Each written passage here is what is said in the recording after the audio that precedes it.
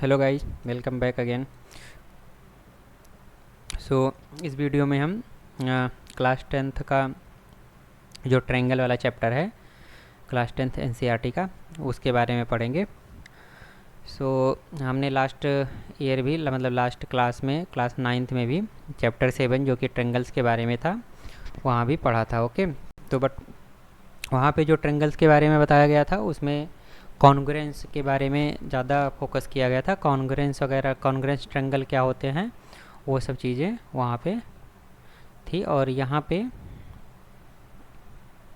क्या कहते हैं, सिमिलर ट्रायंगल पे ज़्यादा फोकस दिया गया। तो आगे ओके, सो स्टार्ट करते हैं। तो इसमें यही वो बता रहा है कि क्लास नाइन्थ में हमने ट्रायंगल्स और उनकी बहुत सारी जो ट्रायंगल्स की प्रॉपर्टीज़ होती हैं उससे हम फेमिलियर हैं, और हमने कॉन्ग्रुएंस ऑफ द ट्रायंगल को डिटेल में पढ़ा था, राइट।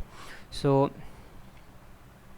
कॉन्ग्रुएंस, दो ट्रायंगल कॉन्ग्रुएंस तब कहलाते हैं, तो वो बताया गया है कि two figures are said to be congruent if they have the same shape and size. तो यहाँ पे एक चीज़ है कि सेम शेप होना चाहिए एंड सेम साइज, राइट। तो दो ट्रायंगल कॉन्ग्रुएंट तब होंगे जब उनके पास मतलब दोनों ट्रायंगल का शेप सेम होगा और उनका साइज सेम होगा, तब वो कॉन्ग्रुएंट होंगे। फिर वहाँ पे हमने कई क्राइटेरिया पढ़े थे कि दो ट्रायंगल कॉन्ग्रुएंस तब होंगे, उसके लिए दे मतलब बहुत सारी क्राइटेरिया पढ़ी थी। तो उसमें एक क्राइटेरिया था side angle side criteria, then एक था कि एंगल साइड एंगल क्राइटेरिया, फिर हमने पढ़ा था कि एंगल एंगल साइड क्राइटेरिया, और देन हमने पढ़ा था ये triple side criteria, then RHS, right है। राइट ट्रायंगल में हाइपोटेनस और एक साइड अगर इक्वल है तो क्या कहते हैं, ये RHS, right angle hypotenuse side. तो राइट एंगल अगर दोनों ट्रायंगल राइट एंगल हैं और हाइपोटेनस सेम है और एक साइड सेम है तो वो भी कॉन्ग्रुएंट ट्रायंगल होंगे। तो ये हमने 5 क्राइटेरिया वहाँ पे कॉन्ग्रुएंसी के केस में पढ़ा था चैप्टर 7 में।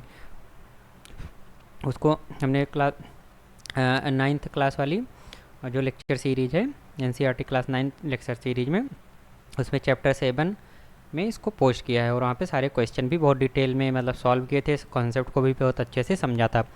तो अगर इससे रिलेटेड आपको कॉन्ग्रुएंसी से related if there are any doubts so you can refer that video lecture, right. Okay, so आगे इसमें क्या दिया गया है।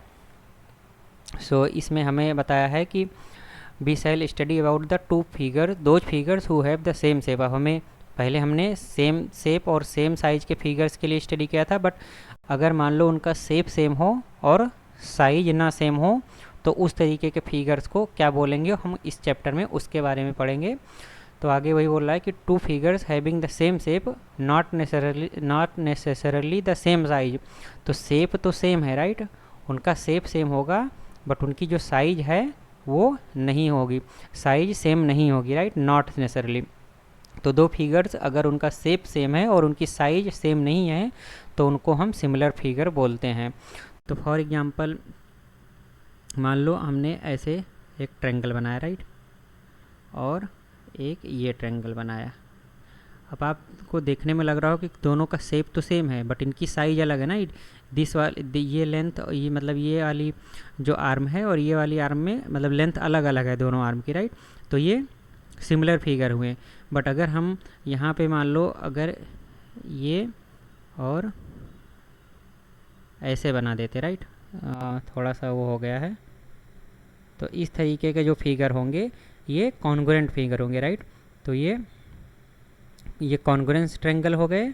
और सिमिलर ट्रायंगल की बात करें तो सिमिलर ट्रायंगल ये जो आगे है, ये यहाँ पे मैंने बनाया है, ये सिमिलर ट्रायंगल हो गए, right.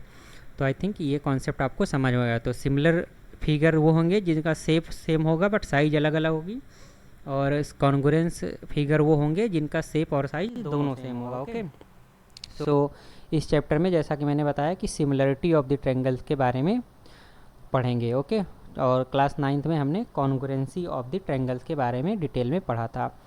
So and apply this knowledge in giving the simple proof of the Pythagoras theorem.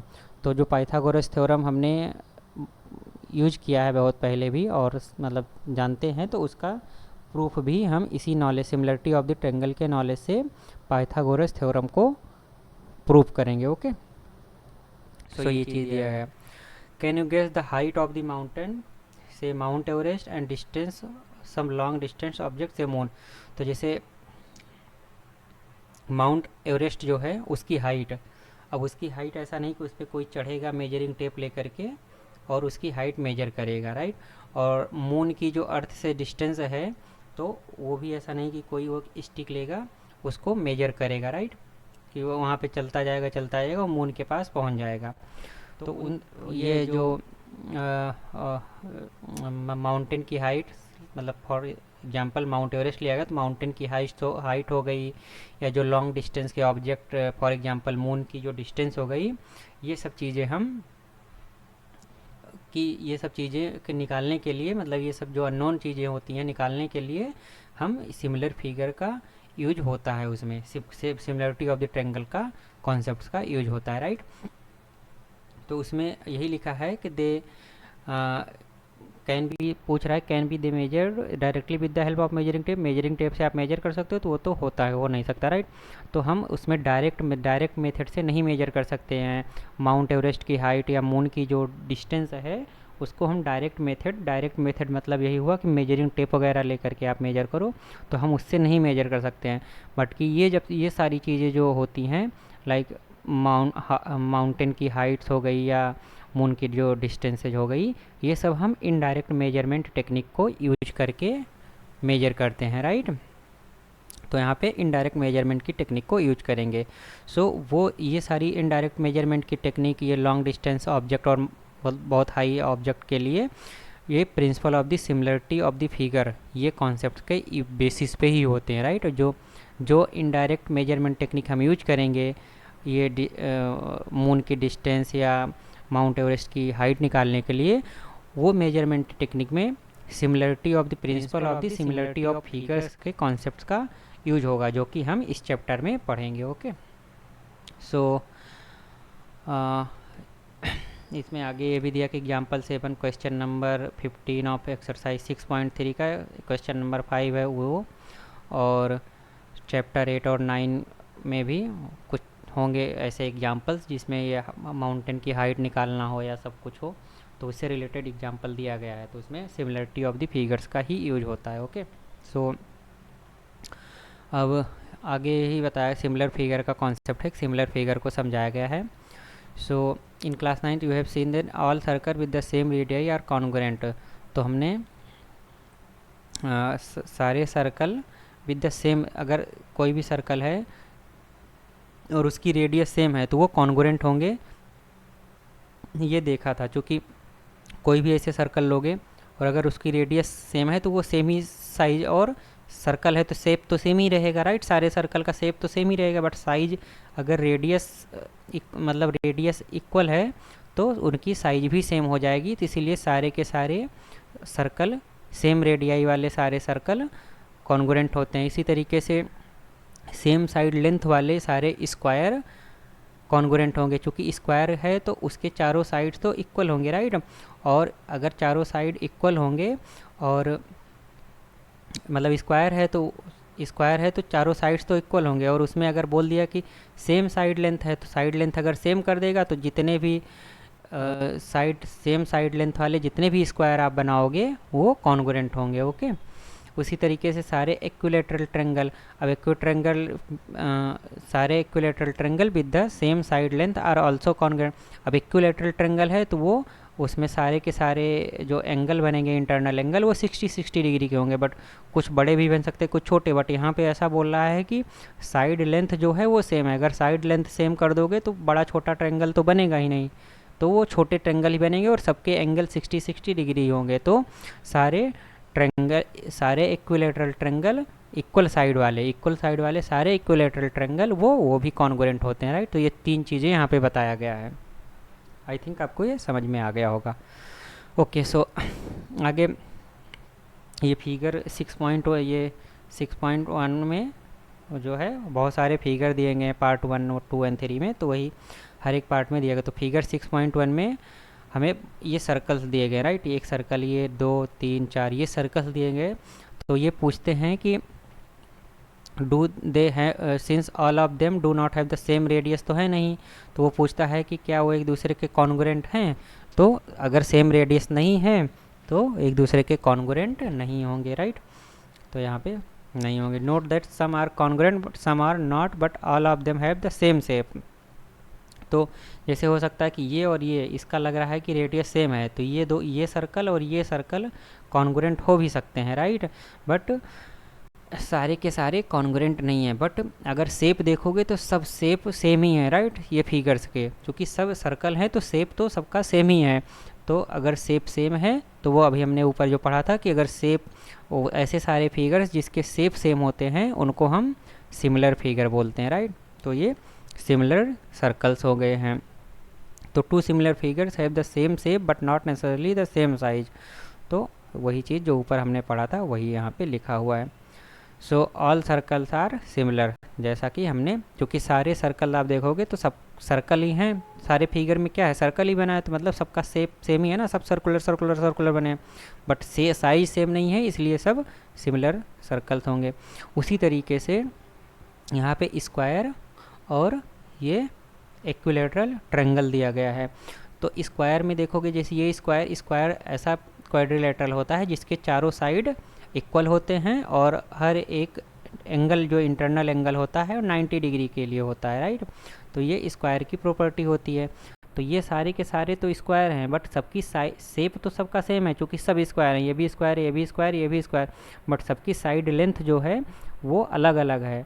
तो शेप तो सबका सेम है, राइट, सारे स्क्वायर हैं तो सबका शेप तो सेम ही है, बट साइज सबकी अलग अलग है। तो ये कॉन्ग्रुएंट नहीं है, ये सिमिलर हैं, राइट। तो ये सिमिलर फिगर्स में आ जाएंगे, राइट, ये सिमिलर फिगर में हो जाएंगे। उसी तरीके से पार्ट 3 में बोला गया है कि इक्विलैटरल ट्रायंगल दिया गया है। तो इक्विलैटरल ट्रायंगल में सारे के सारे एंगल 60 डिग्री होंगे, राइट, और तीनों साइड्स इक्वल होंगे, ये तीनों साइड्स इक्वल होंगे। तो अगर ये सारे फिगर्स इसमें 1 2 3 4 फिगर्स हैं, आप सबको देखोगे तो सबकी साइड लेंथ जो है वो अलग अलग, शेप तो सबका सेम ही है, राइट, सबका शेप सेम है, क्योंकि सब इक्विलैटरल ट्रायंगल हैं तो सबका शेप सेम ही है, बट हर इक्विलैटरल ट्रायंगल की साइड अलग अलग है, इसकी साइड सबसे ज़्यादा, उससे छोटा ये, फिर ये। तो इस तरीके से ये भी एक सिमिलर फिगर ही होंगे, राइट, क्योंकि अगर साइज भी सेम होती तो ये कॉन्ग्रुएंट होते, बट इनका शेप सेम है तो सिमिलर फिगर्स में आएंगे। सो ऊपर जो हमने ये इतने फिगर्स 6.1 में ये जो तीनों पार्ट में फिगर्स दिए गए, इससे हमें क्या कंक्लूजन निकलता है कि all congruent figures are similar but similar figure need not to be congruent. तो यहाँ पे ऐसा बोल सकते हैं कि जो चीज़ें, जो फिगर्स कॉन्ग्रुएंट है वो सिमिलर होगा, राइट, बट जो चीज़ें सिमिलर हैं वो ज़रूरी नहीं है कि वो कॉन्ग्रुएंट रहें, राइट, वो ज़रूरी नहीं है कि वो कॉन्ग्रुएंट रहें। तो जो चीज़ें कॉन्ग्रुएंट हैं वो तो सिमिलर होंगी ही, राइट, 100%, बट जो चीज़ें सिमिलर हैं वो ज़रूरी नहीं कि वो कॉन्ग्रुएंट हों, राइट। तो यही चीज़ यहाँ पे दिया गया है। तो अगर ये सबसेट के फॉर्म में देखेंगे तो अगर ये हमारा कॉन्ग्रुएंसी का सेट है तो सिमिलर वाला इसके अंदर आ जाएगा, राइट, तो ये सिमिलर वाला चीज़ हो जाएगा, तो ये सिमिलर फिगर वाला हो जाएगा। तो similar is the part of the congruency not the superset. तो जो चीज़ें कॉन्ग्रुएंट हैं वो सिमिलर होंगी, बट जो चीज़ें सिमिलर हैं वो ज़रूरी नहीं है कि कॉन्ग्रुएंट हो जाएं, ओके। सो ये चीज़ हो गई। फिर आगे हमारा दिया गया है कि क्या एक सर्कल और स्क्वायर भी सिमिलर हो सकते हैं, can a triangle and square भी सिमिलर हो सकते हैं। These question can be answered just looking at the figure 6.1, right? Eventually these figures are not similar. क्योंकि एक सर्कल एक स्क्वायर क्या होता है, सर्कल और स्क्वायर, राइट, ये है। अब इसमें तो शेप तो दोनों का अलग अलग है, राइट। इसी तरीके से एक ट्रायंगल और एक स्क्वायर लोगे तो इसका भी शेप अलग अलग है। तो हमने क्या पढ़ा था कि अगर शेप सेम होना चाहिए तभी वो सिमिलर फिगर होंगे, है ना, और शेप और साइज दोनों सेम है तो कॉन्ग्रुएंट होंगे, बट अगर शेप ही नहीं सेम है तो वो सिमिलर फिगर्स नहीं होंगे। तो वही चीज़ लिखा है, ओके, जो कि they have not the, why का आंसर यही हुआ कि not same shape, right, same shape तो है नहीं, सेम शेप है नहीं, तो इसीलिए वो सिमिलर फिगर नहीं है। फिर आगे इसमें और बताया गया है कि what can you say about the two quadrilateral ABCD and PQRS see figure 6.2। तो फिगर 6.2 में दो क्वाड्रिलेटरल दिए। क्वाड्रिलेटरल मतलब वो पॉलीगन होता है, क्वाड्री मतलब 4 होता है, राइट, और लेटरल मतलब साइड, तो इसका मतलब 4 होता है और इस लेटरल का मतलब साइड होता है। तो 4 साइड वाले जो पॉलीगन होते हैं उसको हम क्वाड्रिलेटरल बोलते हैं, राइट। तो क्वाड्रिलेटरल का मतलब, तो ABCD and PQRS there are two, क्या कहते हैं, फिगर्स हैं ये दिया, राइट। तो ABCD एंड PQRS ये चार मतलब 4 क्वाड्रिलेटरल दिए गए हैं, मतलब 2 क्वाड्रिलेटरल दिए गए हैं। तो वही ये पूछ रहा है कि क्या ये सिमिलर हैं कि नहीं हैं। तो these figures appear to be similar but we can not certain about. देखने में तो आपको सेम लग रहे हैं, बट हमें थोड़ी ना पता है कि वो क्या कहते हैं, सेम है कि नहीं है, राइट। तो सिमिलर देख रहे हैं बट हो नहीं सकते। Therefore we must have some definition to similarity of the figure.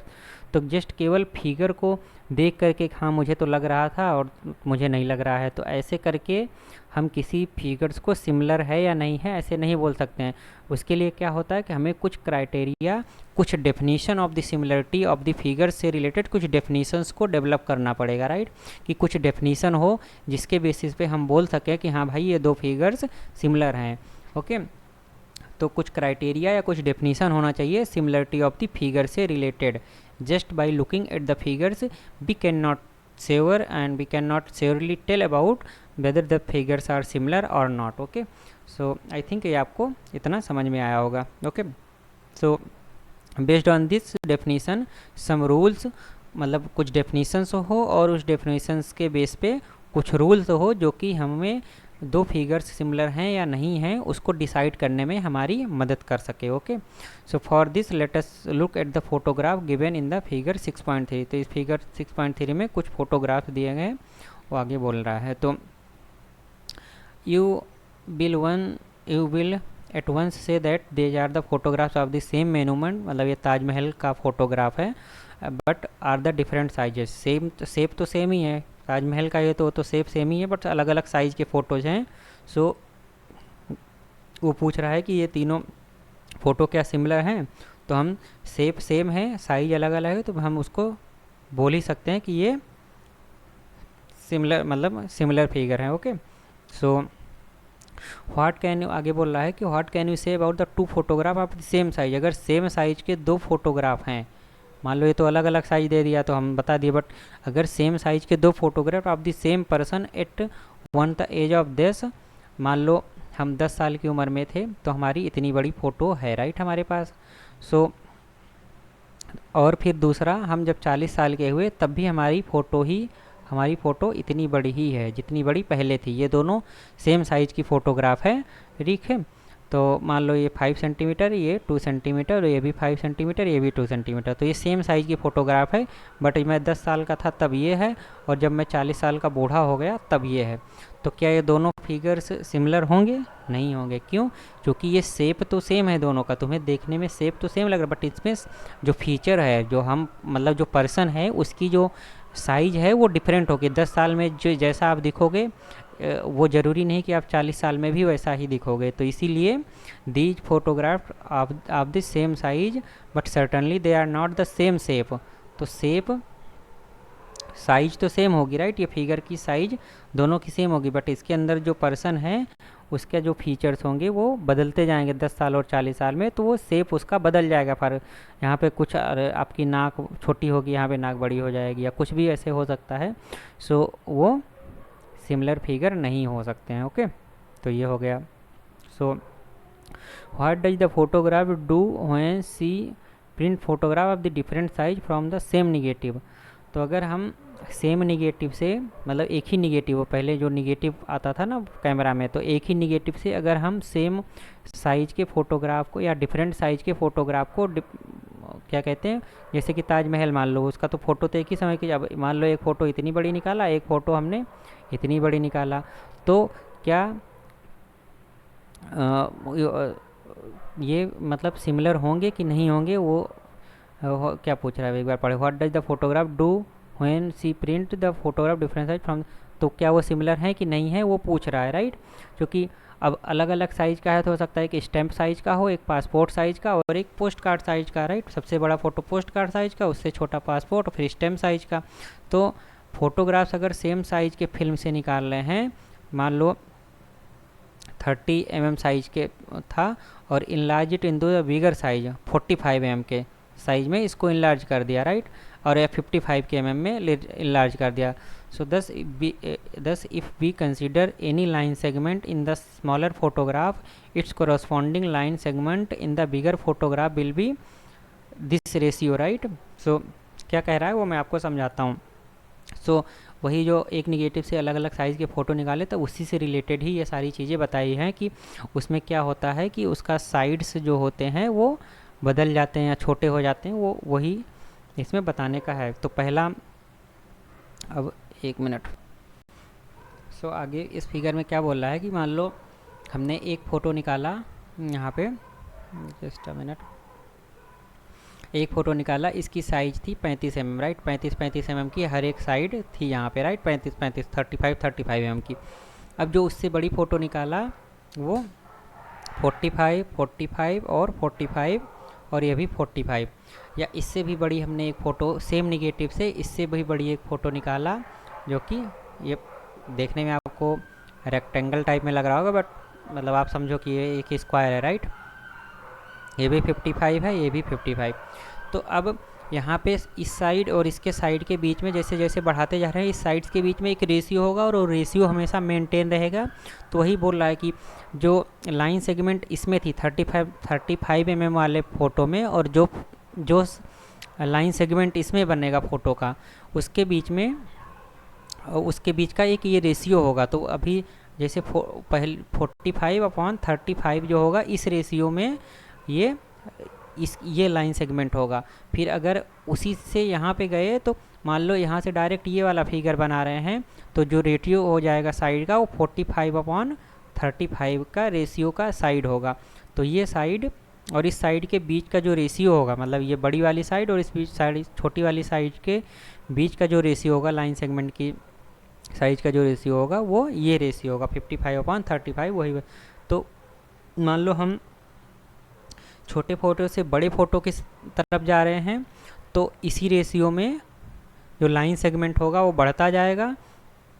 और अगर हम उल्टा आ रहे हैं मतलब कि बड़े फ़ोटो की साइज़ से छोटी की साइज़ में छोटी साइज़ का निकाल रहे हैं, तो वही चीज़ यहाँ पे 1 मिनट, तो वही चीज़ यहाँ पे बोल रहा है कि वो रेशियो इंक्रीज, मतलब every line segment of the smaller photograph is enlarge. तो ये इन द रेशियो ऑफ 35/45 और 35/45।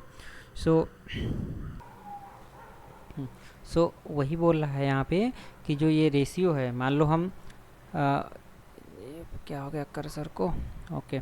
सो मान लो जो छोटी फ़ोटोग्राफ से बड़ी फ़ोटोग्राफ के तरफ बढ़ते जाएंगे तो जो साइड्स होगी ना, जो लाइन सेगमेंट होगा, जो फ़ोटो का जो साइज होगा ये बढ़ता जाएगा, वो बढ़ता जाएगा। और किस रेशियो में, जो छोटे वाले फ़ोटो की साइज थी और बड़े वाले का जो रेशियो होगा उस रेशियो में बढ़ता जाएगा, राइट। और मान लो हम बड़ी फ़ोटोग्राफ थी हमारे पास, बड़ी फ़ोटोग्राफ है, उससे हम छोटी फ़ोटोग्राफ बनाते हैं, तो जो लाइन सेगमेंट होगा वो इस रेशियो में, मतलब बड़े वाले फ़ोटो का जो साइड का रेशियो होगा और छोटे वाले जो फ़ोटो के लाइन सेगमेंट का जो रेशियो होगा उस रेशियो में घटता जाएगा, डिक्रीज होता जाएगा। तो बड़े से छोटे फ़ोटो की तरफ जाएंगे तो डिक्रीज होता जाएगा और छोटे से बड़े फ़ोटो की तरफ जाएंगे तो वो इंक्रीज हो जाएगा। और रेशियो क्या रहेगा, जब इंक्रीजिंग ऑर्डर में रहेगा तो छोटे वाले फ़ोटोग्राफ से बड़े वाले फ़ोटोग्राफ, मतलब जिस ऑर्डर में जा रहे हैं, छोटे से बड़े जा रहे हैं तो छोटा अपॉन बड़ा है, ऐसा समझ सकते हो, राइट। मतलब पहले 35 से 45, 35/45, या 35 से 55 जा रहे हैं 35/55। अब मान लो बड़े से छोटे पे जा रहे हैं तो 55 से 35 जाएंगे तो इस रेशियो में डिक्रीज होगा। और अगर 55 से 35 mm लाइन सेगमेंट में जा रहे हैं तो इस रेशियो में होगा, राइट। तो जिस ऑर्डर में, मतलब बड़े से छोटे में जा रहे हैं तो बड़ा नंबर ऊपर रहेगा, छोटे से बड़े में जा रहे हैं तो छोटा नंबर ऊपर रहेगा, राइट। तो इस तरीके से आप इसको याद रख सकते हो। सो आगे इसमें क्या बोल रहा है, आगे, if you consider inclination or angle between any pair of the corresponding line segment in the two photograph of the different side, you shall see that these inclination or angles are always equal. This is the essence of the similarity of the two figures and in particular of two polygon, right? So अगर हम angle देखेंगे, right, अगर angles देखेंगे corresponding कोई भी pair of line segment, जो corresponding line segment, तो corresponding line segment का बात ये होता है, अब यहाँ पे मैं आपको समझाता हूँ थोड़ा सा, ओके। यहाँ पे जैसे ये मान लो हमने एक फ़ोटो ये निकाला, राइट, तो एक फ़ोटो ये है और एक फ़ोटो ये है, ओके। अब क्या है कि जो इनका जो कोरस्पॉन्डिंग साइड क्या हुआ, मान लो इसको 1 मानते हैं, इसको 2 मानते हैं, इसको 3 मानते हैं, इसको 4 मानते हैं, तो 1 के कोरस्पॉन्डिंग ये 1 डैश बनेगा, 2 के कोरस्पॉन्डिंग 2 डैश और 3 के कोरस्पॉन्डिंग 3 डैश, और ये वाली साइड के कोरस्पॉन्डिंग ये साइड है तो इसको 4 डैश मानते हैं, तो ये इसके कोरस्पॉन्डिंग है, 1 1 डैश के कोरस्पॉन्डिंग है, 2 2 डैश के कोरस्पॉन्डिंग है, 3 3 डैश के तो ये कोरस्पॉन्डिंग लाइन सेगमेंट की बात कर रही। तो अगर कोई भी pair of corresponding line segment आप लोगे तो उनके बीच का जो एंगल्स होगा वो सेम रहेंगे। तो जैसे ये पेयर लिया, मान लो 1 2 का पेयर लिया, तो इसके बीच का जो इंक्लिनेशन या एंगल रहेगा 1 डैश और 2 डैश के बीच का जो इंक्लिनेशन होगा उसके बराबर होगा।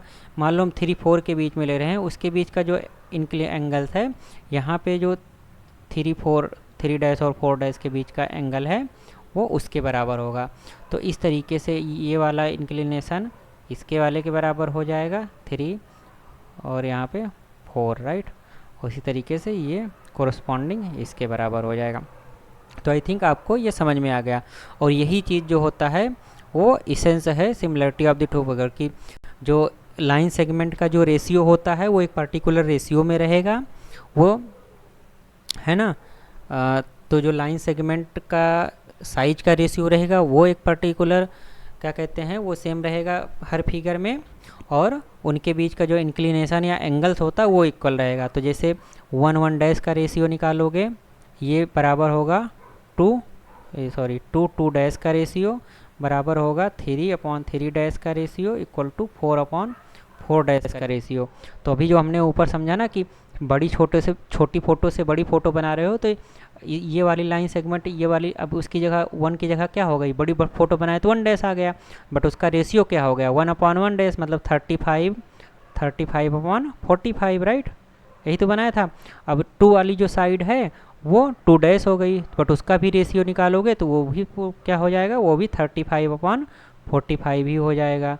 उसी तरीके से 3 डैश का निकालोगे तो वो भी 35/45 हो जाएगा। इस तरीके से जो रेशियो रहेगा हर एक कोरस्पॉन्डिंग लाइन सेगमेंट का वो सेम रहेगा, और उसके कोरस्पॉन्डिंग जो मतलब एक एक पेयर अगर लेते हो लाइन सेगमेंट का उसके बीच का जो एंगल्स होगा वो भी सेम रहेगा। यही इसमें कहना चाहता है, ओके। तो आई थिंक मैं आपको समझाने में समर्थ रहा हूँ। सो आगे ये भी बोला गया कि 2 polygons of the same number of side, अगर पॉलीगन मतलब उस मेनी साइड्स वाले जो फिगर्स होते हैं क्लोज फिगर, सो 2 पॉलीगन अगर सेम नंबर ऑफ साइड हो, राइट, या 3 साइड हो, 4 साइड हो, 5 साइड हो, कोई कितने भी साइड हो सकते हैं, तो 2 पॉलीगन अगर सेम नंबर ऑफ साइड्स हों तो वो सिमिलर तब होंगे। तो उसके लिए 2 कंडीशन है, राइट, पहली कंडीशन और दूसरी कंडीशन।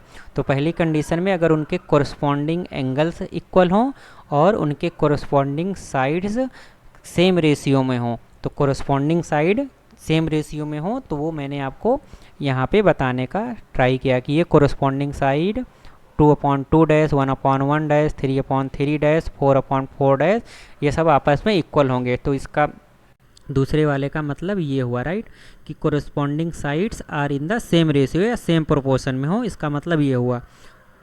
जो कि मैंने आपको बताया कि 1 के कोरस्पॉन्डिंग 1 डैश है, 2 के कोरस्पॉन्डिंग 2 डैश है, सिमिलरली 3 के कोरस्पॉन्डिंग 3, 4 के कोरस्पॉन्डिंग 4 डैश है, और उनके कोरस्पॉन्डिंग एंगल्स भी इक्वल है। तो कोरस्पॉन्डिंग एंगल जैसे 1 और 2 के बीच में ये एंगल लिया था, तो यहाँ पे 1 और 2 के बीच में ये वाला एंगल था, राइट, तो इसी को कोरस्पॉन्डिंग एंगल बोलते हैं।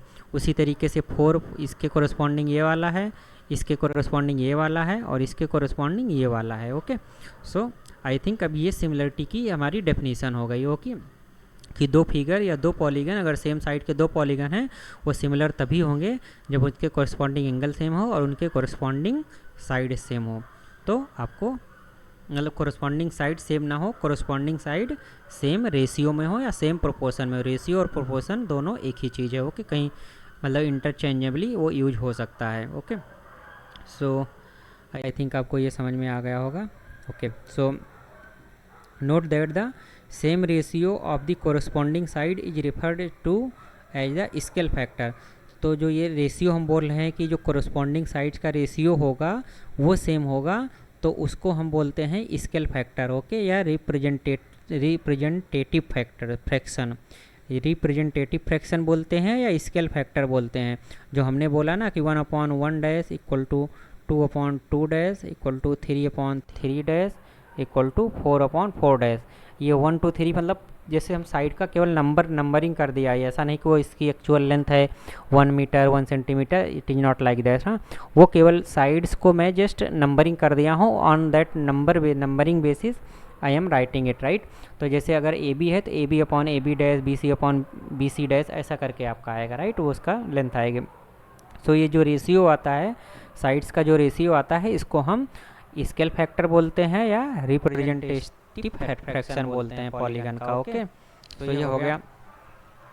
So you must have heard that word map, global maps and blueprint of the construction of the building। तो बिल्डिंग का कंस्ट्रक्शन होता है या जो हमारे पास जो मैप्स होते हैं उसमें देखोगे 1 to 1 तो मैप होता ही नहीं कि जितनी साइज है उतना, उसमें भी हमारा कुछ सुइटेबल स्केल फैक्टर होता है, राइट।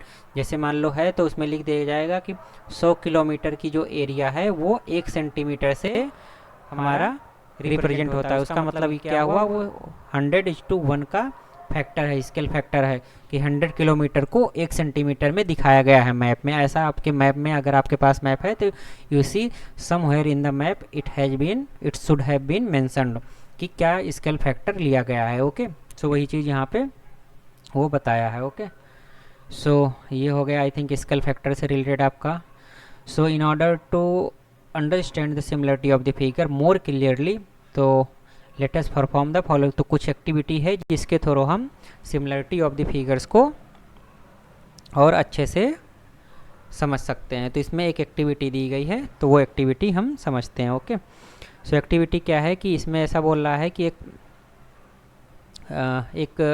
मतलब बल्ब टंगा हो आपका, मान लो आपके सीलिंग में एक बल्ब टंगा हो पॉइंट 1 पे लाइट, और आपको एक क्वाड्रिलेटरल एक पेपर लेना है और उसके बीच में एक क्वाड्रिलेटरल ABCD कटा हो।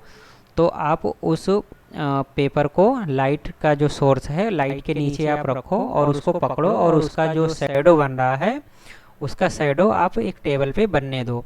तो शैडो ऑफ दी, ये ABCD एक रेक्टेंगल कटा है उस पेपर में, और उसका जो शैडो है ABCD का वो A डैश, B डैश और C डैश और D। तो A वाला जो वर्टेक्स था उसका शैडो A डैश बना, B वाले का B डैश बना, C वाले का C डैश बना और D वाले का D डैश बना। तो शैडो ऑफ दी ABCD क्या है, वो A dash, B dash, C dash है। ये मतलब ऐसा है। अब आगे क्या बोलता है, note that the quadrilateral A dash, B dash, C dash is the enlargement और magnification of the quadrilateral ABCD।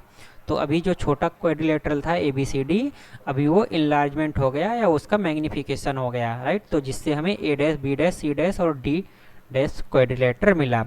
Okay, सो अब इसमें आगे लिया है ऐसा क्यों हुआ, this is the because of the property of the light that propagate in a straight light. तो ये लाइट की प्रॉपर्टी की वजह से इनलार्जमेंट हुआ है फिगर का, राइट। जो क्वाड्रिलेटर था उसका इनलार्जमेंट जो हुआ है वो लाइट की प्रॉपर्टी की वजह से हुआ है, वो बोल रहा है, जो कि लाइट स्ट्रेट लाइन में हमेशा प्रोपोगेट करती है। You may also note that A lies on a रे OB। तो अगर लाइट प्रोपोगेट कर रही है तो एक ये पॉइंट हो गया, O से रेज आ रही है, तो O से रेज जो रेज A पे पड़ रही है वही रेज A डैश पे जा रही है, राइट।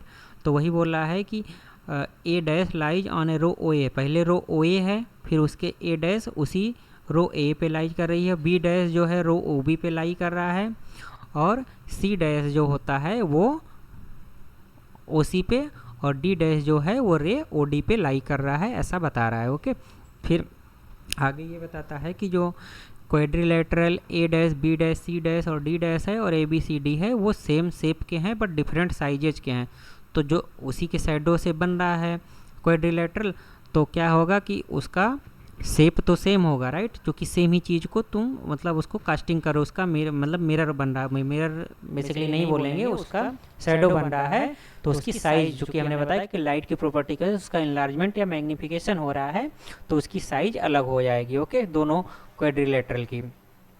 सो अब वही बता रहा है कि quadrilateral A dash B dash C dash और D dash similar to the quadrilateral A B C D. क्यों ये सिमिलर इसलिए हैं क्योंकि उनके शेप सेम है और साइजें अलग हैं। Okay, so quadrilateral A B C D similar to the quadrilateral, मतलब दोनों एक दूसरे के सिमिलर हैं, we can say in that way right. A dash B dash C dash D dash A B C D के similar है। Okay, और या ऐसा भी बोल सकते हैं कि ए बी सी डी जो है A dash B dash C dash उसके सिमिलर है। ओके, सो ये बता सकते हैं।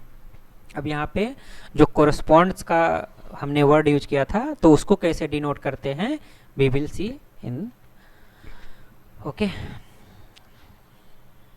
Next paragraph we will see in next paragraph. So जैसे हम बोलते हैं कि ए डैश किसके कोरस्पॉन्ड है, वर्टेक्स ए। तो वर्टेक्स से जो एडिशन मतलब ओरिजिनल हमारा A B C D quadrilateral था, तो जो वर्टेक्स ए था, वर्टेक्स मतलब जैसे ये क्वाड्रिलेटरल बना, तो इसका जो ये वर्टेक्स मतलब कोना हो जाएगा राइट। ये वाला जो शीर्ष है या कोना जो बोल सकते हैं पॉइंट है, उसका कोरस्पॉन्डेंस जो है वो ए डैश बन रहा है। तो ए डैश का जो वर्टेक्स ए था पहले वाले क्वाड्रिलेटरल में, मतलब जो ओरिजिनल था, उस वर्टेक्स ए का जो कोरस्पॉन्डेंस है ए डैश है, वर्टेक्स बी का कोरस्पॉन्डेंस बी डैश है, सी जो है वर्टेक्स सी का कोरस्पॉन्डेंस है, और डी जो है वर्टेक्स डी का के कोरस्पॉन्ड्स है राइट। इसको कोरस्पॉन्ड पढ़ते हैं, मतलब उसके कोरस्पॉन्ड्स ये है, उसके कोरस्पॉन्ड्स मतलब सी के कोरस्पॉन्ड सी डैश है, ए के कोरस्पॉन्ड ए डैश है, डी के कोरस्पॉन्ड डी डैश है, ऐसा बोलते हैं। और अगर उसको सिम्बोलिकली उसको हमें रिप्रेजेंट करना है कोरस्पॉन्डेंसेस को, तो हम कोरस्पॉन्डेंस को कैसे रिप्रेजेंट करते हैं, तो जैसे ए डैश के कोरस्पॉन्डेंस है, तो हम उसको इस तरीके से इस डबल एरो वाले जो ये डबल हेड वाला जो एरो होता है उससे प्रेजेंट करते हैं राइट। तो ये ए डैश इसको पढ़ेंगे कि A dash correspond to the A, B dash correspond to the B, C dash correspond to the C, D dash correspond to the D. Okay, so on measuring the angle, by actually measuring the angle the sides of the two quadrilateral you may verify that।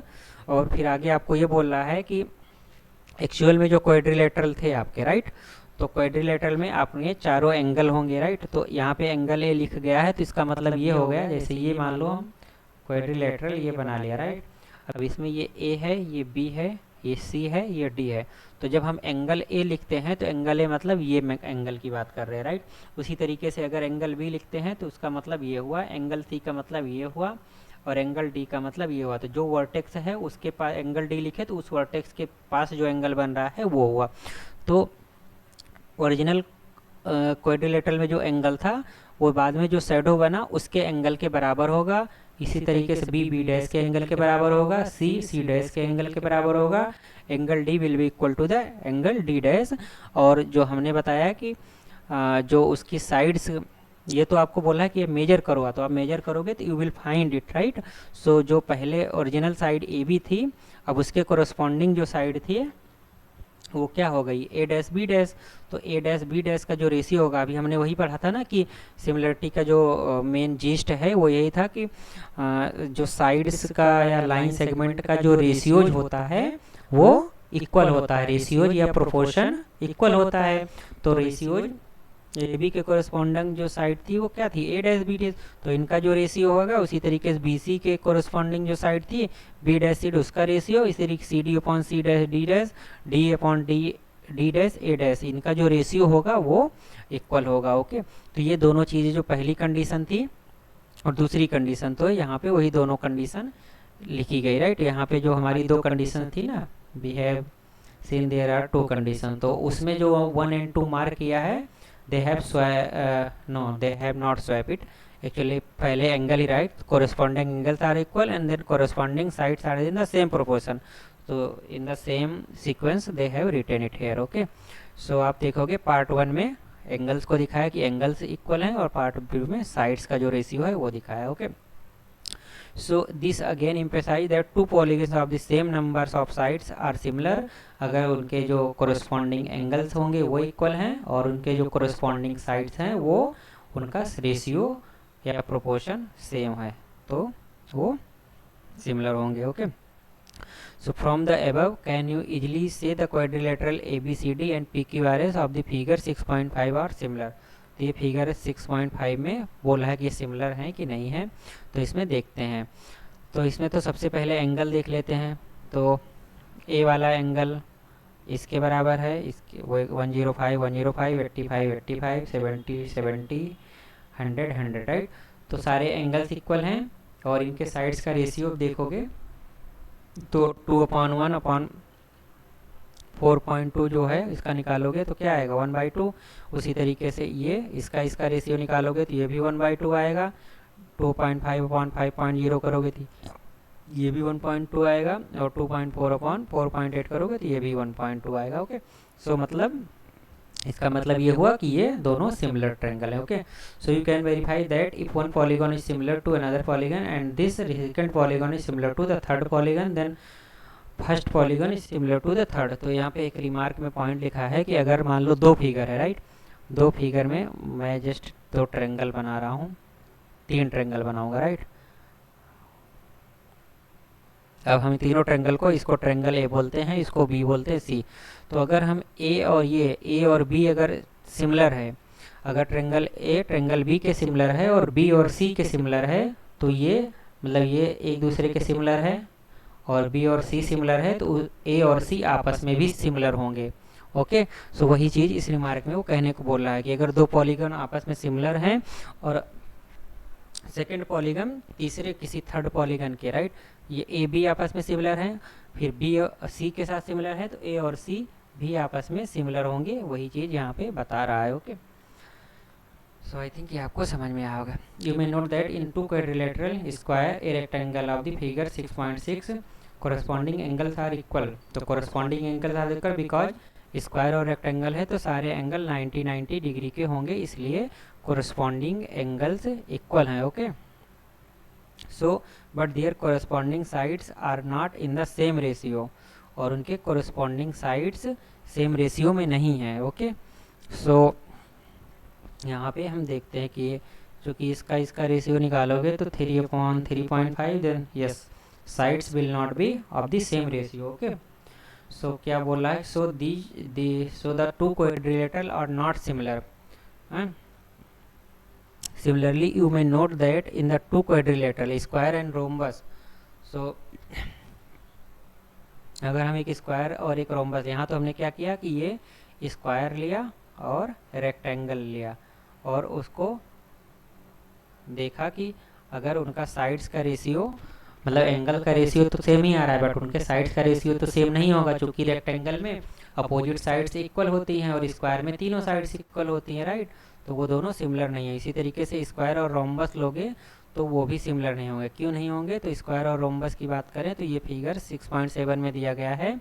सो इसमें आप देखोगे तो जो ratios होते हैं, ये ratios सारे देखोगे ये स्क्वायर है जो कि सारे साइड्स इक्वल हैं और सारे एंगल 90 डिग्री। रोम्बस में क्या होता है, सारी साइड्स इक्वल होती हैं बट जो ये एंगल्स होते हैं ये 90 डिग्री नहीं होते हैं, not equal to 90 degree right. तो ये एंगल्स जो होते हैं रोम्बस में 90 डिग्री नहीं होते हैं बट साइड्स इक्वल होती हैं। तो यहाँ पे देखोगे जो आप कोई भी कोरस्पॉन्डिंग साइड लोगे, मान लो AD को PS के बराबर लिया तो साइड्स का रेशियो तो सेम आएगा बट दे इक्वल, जो एंगल्स हैं वो कोरस्पॉन्डिंग एंगल्स इक्वल नहीं होंगे, तो इसीलिए ये भी सिमिलर फिगर नहीं है। Okay, so either of the above two condition 1 and 2 of the similarity of the two polygon is not sufficient for them to be similar। so केवल एक कंडीशन है, मान लो हमारे पास हमने दो कंडीशन पढ़ा ना कि कोरस्पॉन्डिंग एंगल सेम हो, एक एंगल से रिलेटेड था और दूसरी कंडीशन क्या थी, कोरस्पॉन्डिंग साइड सेम हो, है ना। कोरस्पॉन्डिंग एंगल और कोरस्पॉन्डिंग साइड सेम ना हो, सॉरी मैं बार बार वही सेम बोल दे रहा हूँ, कोरस्पॉन्डिंग साइड्स का जो रेशियो है वो सेम होना चाहिए राइट, साइड्स का रेशियो और कोरस्पॉन्डिंग एंगल ये सेम हो। तो पहला कंडीशन और दूसरी कंडीशन जो है दोनों कंडीशन में से केवल एक कंडीशन अगर सेटिस्फाई हो रही है तो वो सफिशियंट नहीं है कि दोनों फिगर सिमिलर हो। मतलब अभी वो ये एग्जांपल मतलब फिगर 6.6 और 6.7 में हमने यही समझा ना कि अगर एक ही कंडीशन सेटिस्फाई हो रही, मान लो एंगल सेम है और साइड्स का रेशियो सेम नहीं है, जैसा कि हमने स्क्वायर और रेक्टेंगल में देखा है, तो वहाँ पे क्या हो रहा है, तो वो सिमिलर फिगर नहीं हो रहे हैं। उसी तरीके से मान लो कंडीशन 2 सेटिस्फाई रही, 1 नहीं हो रही, जैसा कि हमने रोम्बस और स्क्वायर में देखा कि साइड्स का रेशियो तो सेम है but angles, corresponding angles same नहीं है, तो उस केस में भी दोनों फिगर्स सिमिलर नहीं होंगे। ओके, सो दोनों की दोनों कंडीशंस सेटिस्फाई होनी चाहिए। ओके, तो ये हमारा अभी तक का है। ओके, सो नेक्स्ट वीडियो में I will take this exercise 6.1 and discuss this concept. Okay, thank you very much. Please like this video and share it with your friend, and please subscribe my channel if you have not yet subscribed it. Thank you very much.